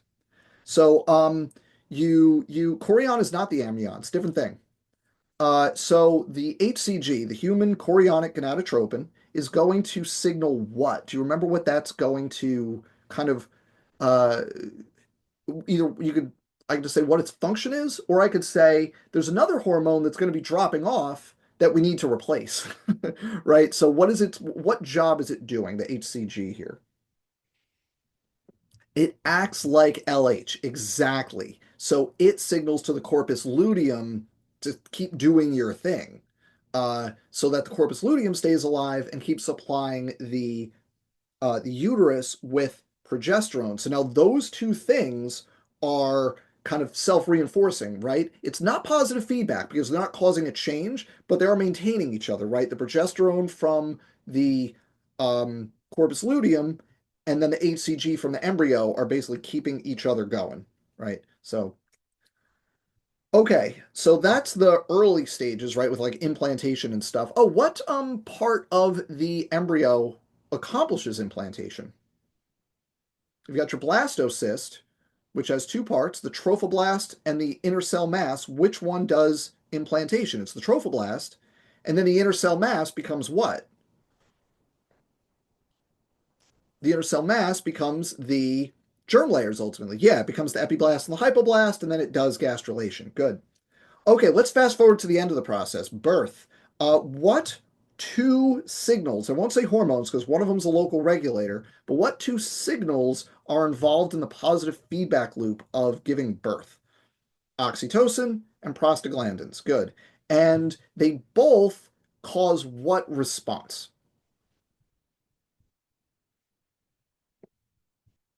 What's the direct physiological effect of those two things on the uterus? They cause uterine contractions. Exactly. And the pressure from the uterine contractions leads to an increase in the secretion of oxytocin and prostaglandins. So we're going to positive feedback loop this thing. And it's going to increase the strength of the contractions until it pushes the fetus out of the uterus, right? That's the idea. What secretes the oxytocin? You know what secretes the oxytocin, folks. What secretes the oxytocin? It's going to be the what? What secretes the oxytocin? Posterior pituitary. What secretes the prostaglandins? It's the placenta. And you're right, there is estradiol playing a role here too, but it's in permitting this process. It doesn't play a direct role in the positive feedback loop. So don't worry about the estradiol directly. It's not part of that positive feedback loop. Okay, so we're done with development. That took a while to do development one and two, mostly because we spent time with gastrulation. So let's do nervous system one and then nervous system two. So for nervous system one, the first thing we want to do is compare and contrast nervous systems. Here's what I'm going to do. I'm going to tell you a thing about nervous systems. You tell me the taxon that we talked about that has that thing. Okay? So like if I say nerve ring, what group did we talk about that has a nerve ring as a central control structure? That's the echinoderms. Good. What about a ladder type nervous system? Which one was that? That's going to be the platyhelminthes. Yeah. What about a nerve net? Who had a decentralized nerve net with no central control? That's Cnidarians. Good. Ganglia. What things tend to have ganglia? Things are segmented, right? Annelids, arthropods. Good. Excellent. That'll do it. That's fine for comparing and contrasting nervous systems. You got it. All right. Let's do the glial cells. So nerve cord and spinal cord interchangeable for us. Because like revert, so our nerve cord is the spinal cord. Okay, let's do glial cells. Compare and contrast glial cells. So, let's just name the glial cells that are in the central nervous system that we talked about. We talked about what? Astrocytes, good, which regulate fluids in the blood-brain, are involved in the blood-brain barrier. Everything except Schwann, yes. Epididymal cells, which regulate the cerebrospinal fluid, good. Microglia, which are like scavengers and immune system kind of stuff. Um, and then oligodendrocytes, which are responsible for myelination, specifically in the central nervous system. Which cells did we talk about do myelination in the peripheral nervous system? Those are the Schwann cells. Good. So I think that covers the glial cells, right? We did the five adult, good. So let's compare and contrast the central and peripheral nervous systems. And then we're going to do the pathway through. And as we do the pathway, we're going to talk about some related outcomes. Radial glial cells are only development, right? They're not in the adult. So, okay. Central nervous system, what are the components? Two components. Brain and spinal cord. The brain, central control. Spinal cord is mostly passing signals to and from the brain, but it also does reflexes. Let's sequence in HD a reflex arc real fast. So you get a stimulus. You touch something hot that was unexpected, right? Now that is going to go to your spinal cord on its way to your brain. Your spinal cord does what? What's your spinal cord do right away? It's going to send the screams. Yes, good answer. It's going to send the signal of that, wow, that's way too hot, to what? Where's it going to send the signal? To your brain or somewhere else? If it's a reflex, it's going to send it to a motor neuron. It's going to go straight back to the effector, right? It's going to cut the brain out of the process. The point of a reflex arc is stimulus, afferent, and then spinal cord, and then efferent and response, right? You're going to cut the brain out of the process, and it'll send the brain an FYI saying that it addressed the problem. But you won't be aware of the problem until after you've already done the whole thing. So the reflex arc just kind of shortens the pathway. So what about the peripheral? So that's the brain and the spinal cord, and we also got the sequence reflex arc in there. What about the peripheral nervous system? That's going to be nerves, ganglia, and what's the really key thing that the peripheral nervous system does? Well, there's two, one on each side, right? What are the kind of what's the PNS responsible for if you had to name like two specific things? Feel stuff is a really good answer. What's a more sciencey word for feel stuff and move stuff? Feel stuff and move stuff is what I'm going to start to say for the peripheral nervous system. That's fantastic. Yeah, so it's sensory functions and motor functions, right? Or if you want to be really sophisticated, if you want to put on that monocle and top hat, you could say afferent and efferent. Exactly. So it's going to take signals in and is going to send signals out. Very good. Good job, everybody. All right, so let's sequence that pathway, starting with the stimulus, and let's go through the peripheral, the central, and back to the peripheral. All right. Um, so we start with the stimulus. Let's compare and contrast types of stimuli we can get. What are the two categories of senses that you can detect in terms of your stimuli? Visceral and somatic. Which one do you detect directly? Or I shouldn't say directly, I should say consciously. Which one do you consciously feel? Yeah, somatic senses, right? Those are like the five senses you learn in kindergarten, right? Those are your somatic senses. And then what are visceral senses? See, I flipped it around.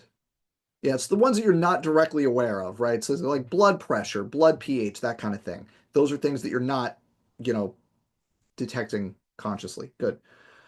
Okay, so you get this signal, it goes through a sensory receptor into when you pass out your blood, yeah, into the what kind of neurons are going to take that signal into the central nervous system? So it goes from the sensory receptor into the afferent neurons, and then that's going to bring it to the central nervous system. And the central nervous system is going to do whatever processing, whatever integration you need to do, and then it's going to send that signal back out into what types of neurons of the peripheral nervous system. Those are going to be efferent neurons. Now, on the efferent side, there's a whole lot of options here. What is the voluntary component of the efferent side of the peripheral nervous system? It's going to be the motor system, right? So it's mostly your skeletal muscles. So that stuff we do consciously, or reflexes, right, are also part of that system. And then on the, what's the name for the unconscious side, the stuff you don't do? That's the autonomic side of the peripheral nervous system. And there were three divisions of the autonomic. We've talked about two of them, and one we'll get to. But what are those? What's the one we haven't done yet for digestion? That's the enteric division. We'll get there. But what about the other two that are kind of antagonistic to each other? What are those called? We've got parasympathetic and sympathetic response, or divisions of the autonomic nervous system. So, what are some characteristics of a parasympathetic response? Like, yeah, rest and digest. That's when you're calm. So it's going to slow down your heart rate. It's going to what? Allocate blood where in your body, right? It's going to go to your not metabolism, but related, but upstream of that, right? It's digestion. It's going to send blood to like your digestive system so you can digest your food, slow your heart rate, slow your breathing, right? You're going to relax basically. It's different from enteric because enteric specifically deals with like moving food through your digestive system, regulating the pH in your small intestine, like that kind of stuff. So enteric is very specifically digestion. Whereas the parasympathetic response is just saying do digestion, right? And then the sympathetic response is what? What hormone have we talked about? That's the sympathetic response. Because fight or flight, so it's what? That's going to be epinephrine. So that's going to increase your heart rate, increase your respiration rate, increase your blood pressure. It's going to increase your blood sugar. It's going to allocate blood to your skeletal muscles as opposed to your digestive system. The four Fs with the hypothalamus is kind of in that zone. Yeah, right. Um, okay. I think that's it for nervous system one. That wasn't too bad.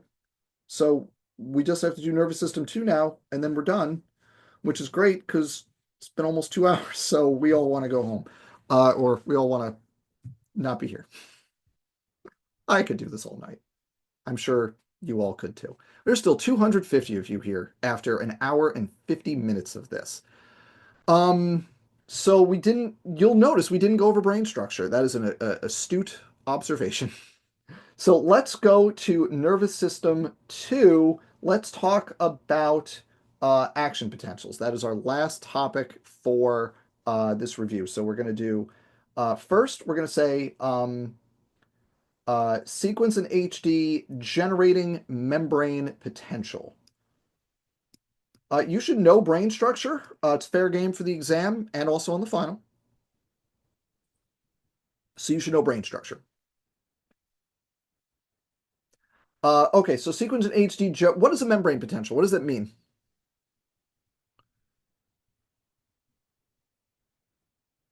It's potential energy. It's a form of potential energy, but what does it mean? What is membrane potential? Charge differences across a membrane. Exactly. It just means there's more ions on one side compared to the other. And our cells hang out with a membrane potential of about negative 70 millivolts. That's our resting potential. Now, the fact that it's negative means it doesn't mean the inside of our cells is negative. It means that there's more positive charge outside compared to inside. Right? So the net charge, the difference is that the inside of the cells is negative. You should know the value. You need to know these numbers. Absolutely. Yes. So the inside is less positive than the outside. So we represent it as a negative number, right? So how do we generate that? There's two things that play a role in generating that. One pump and one channel. What are they called? Or what are they? So this is the sodium potassium pump and the leaky potassium channels, and they're open all the time. Yes, good. And those two things working together are going to generate your resting membrane potential. So no matter what happens through an action potential, those two things are always, always, always operating. Everyone clear about that? Sodium potassium pump, active transport makes the gradients, and then the leaky potassium channels, always open, little bit of diffusion, very slow. They're going to kind of lose some of that potassium gradient, which causes the resting potential.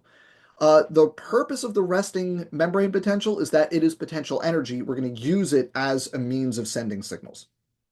So, what are the two changes to a resting membrane potential? What's it called if that resting potential moves closer to zero? If it moves closer to zero, that is a depolarization. And this is good. What on earth was the evolutionary reason for leaky potassium channels? Uh, Probably to regulate membrane potential, but also a lot of features don't have an evolutionary reason. They evolved, but it was through neutral processes rather than selective processes, so it doesn't actually have to have a reason. A great example of this is how, like, somewhere between 80 and 90% of our genome doesn't have a function that it has been selected to do. It sits there and it might do stuff like make RNA, but it doesn't accomplish anything, right? So, not everything has to have a reason, right? It just is. Okay. So leaky is not the same as voltage gated. That's different. We'll get to the voltage gated soon. Okay, so we did depolarization gets you closer to zero. What's it called when you get further from zero? When that difference in the membrane gets bigger, it's going to be hyperpolarization. Good. So now let's talk about when we do an action potential. We have three more outcomes to do, folks. We're going to sequence an HD and action potential.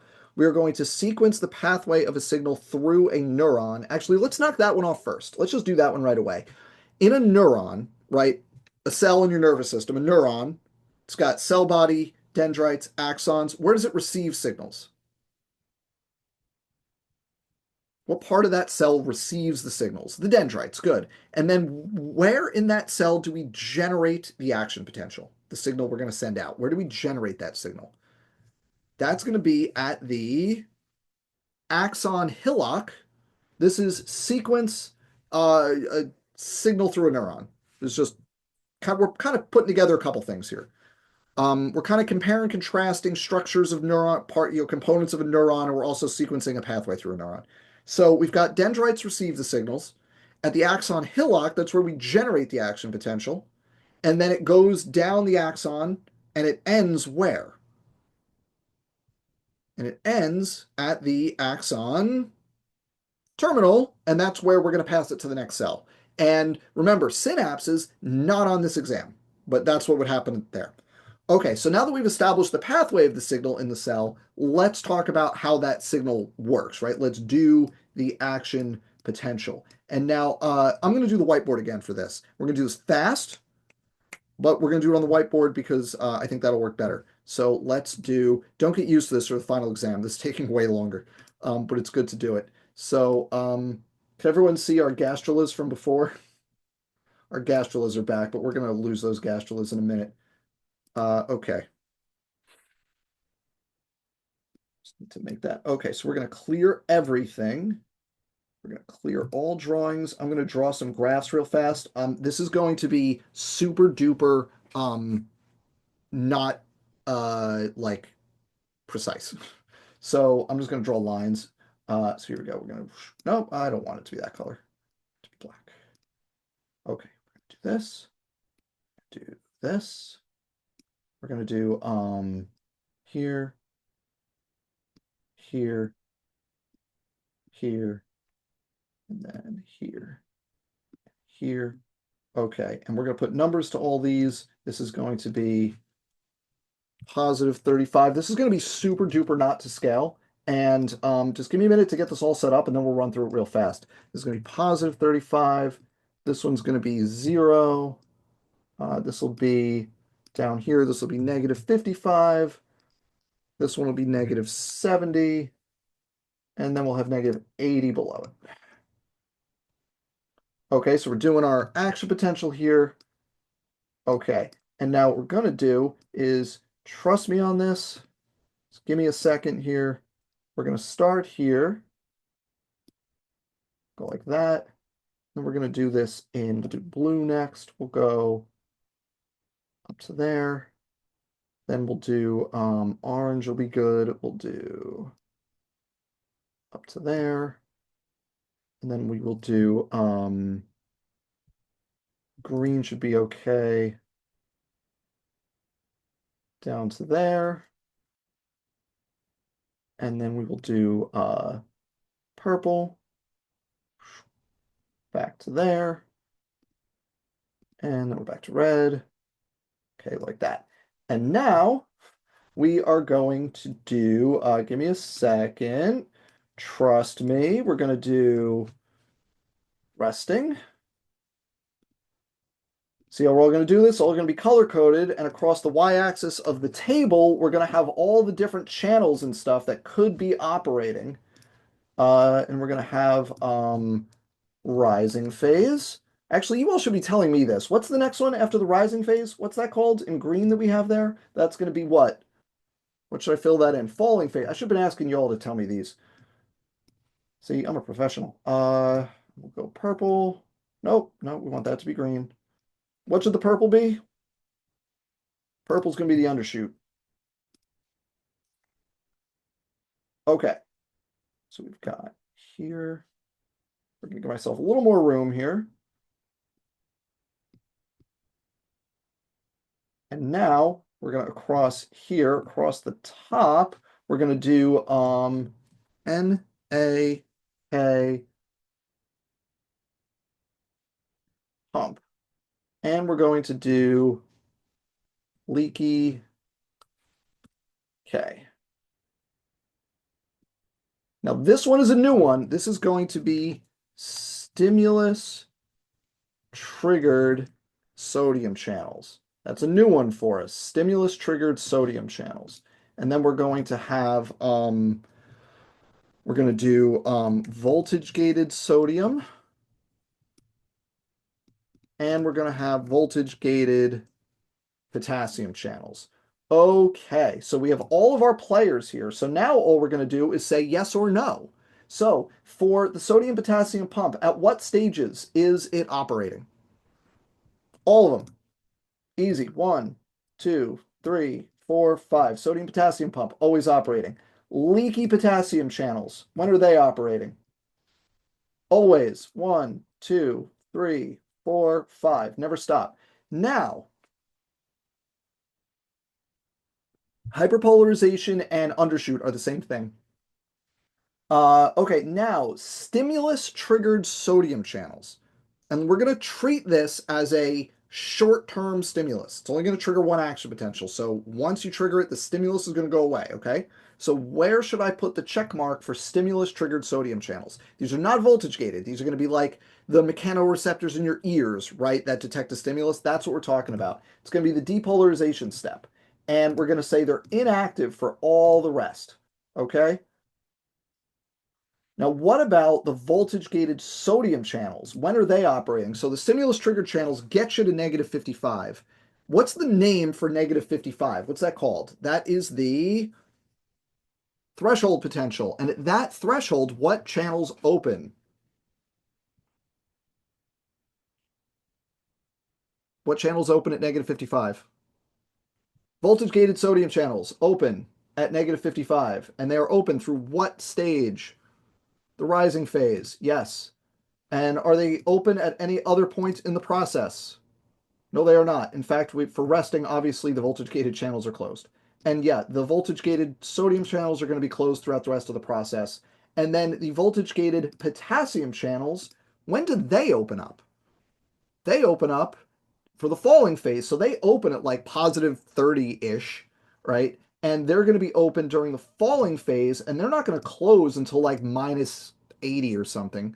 So they're going to be open during the falling phase, but then when you get to the bottom, they are going to close. And then the only thing that's active once you get to the very bottom is the pump and the leaky channels, and it resets us back to the base. So this is how an action potential works. You have two things that are always operating that set your baseline. And then when you have a sufficiently strong stimulus, you hit the threshold potential, and then you first do the sodium channels, then the potassium channels. That's the action potential. Then you reset back to the baseline. How do we feel about sequence action potential?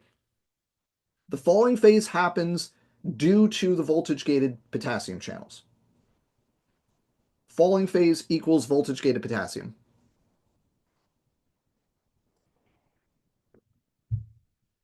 When is the hyper and depolarization? The depolarization is the blue, the hyperpolarization is the bottom of the green. HD, basically, there are no leaky potassium channels. What's the effect? There's no voltage-gated sodium channels. What's the effect? Right, that's it. Okay. Um, Undershoot is hyperpolarization because it's getting further from zero, right? And this is a single action potential. An action potential starts here. Let me just do this here. An action potential starts here when you hit the threshold, and it ends here when you get back to the baseline. Between the two arrows, that's an action potential. During the undershoot, the voltage gated K is closed. Go by the colors. Go by what I drew. So when you hit the bottom, it closes, right? In the purple, it's no longer closed. It's no longer open, okay? The refractory period is between the two arrows. Once you hit the first arrow, you can't do another one until you hit the second arrow. Okay, just like before, I am going to take this down now. So I'm going to give you the countdown. Five. Hyperpolarization is not a state, it is a change. Hyperpolarization and depolarization refer to a state, refer to a change rather than a single state. So you can't say that a cell below the resting potential is like you wouldn't describe it as hyperpolarized in a vacuum, right? It's relative to something else, right? So if it becomes whatever its baseline state is, if it gets more, wherever it is at a certain moment, it doesn't even have to be its baseline state. Wherever the potential is at a certain moment, if it gets closer to zero, that's a depolarization. If it gets further from zero, it is a hyperpolarization. That's what those words mean. They refer to the direction of the change relative to zero. Okay, get your screenshots if you want it. Five, four, three, two, one. Okay, let's stop the screen share. Okay, we're back. We have one more outcome to do, folks, and is continuous versus saltatory conduction. What is the relevant term for saltatory conduction?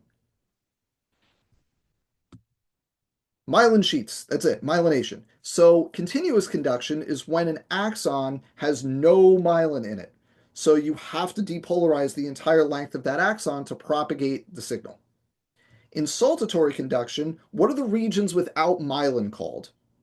What are those regions that have no myelin? Those are called the nodes of Ranvier. And those are the regions you have to depolarize. The regions in between, called internodes, are the regions covered with myelin, either from your oligodendrocytes or Schwann cells. Those regions, you're just diffusing ions through there, right? They don't depolarize, which means which type of conduction is faster. Saltatory conduction is a whole lot faster. Yeah. Yep. So be able to sequence, basically compare and contrast those two things. That's really it. Which takes more energy? That's fun. It depends. So it's not about energy in an absolute sense, it's efficiency. It's energy relative to distance, right? And across short distances, um, uh, continuous is more efficient because it takes a lot of energy to make the myelin sheaths, but you don't get much more speed across short distances. Continuous is fast enough. Across long distances, uh, the energy that you put into all the myelin by building all that myelin, that investment is worth it because it makes it faster over that long distance. The difference in speed is so much bigger that it it pays off basically. This is only for within synapses. Okay, or only within neurons, not any other type of signaling. Okay, everybody. That's it. We did it. We did all the outcomes. 2 hours to the minute. There you go. So, there is workshop this week. Everything is the same except for the review schedule on Tuesday. I'm going to end the recording, and I will upload this as soon as I can. Thanks for being here, everybody. You're troopers. There's still 200 of you here at the end. Great job. Good luck on the exam. You're all going to do great.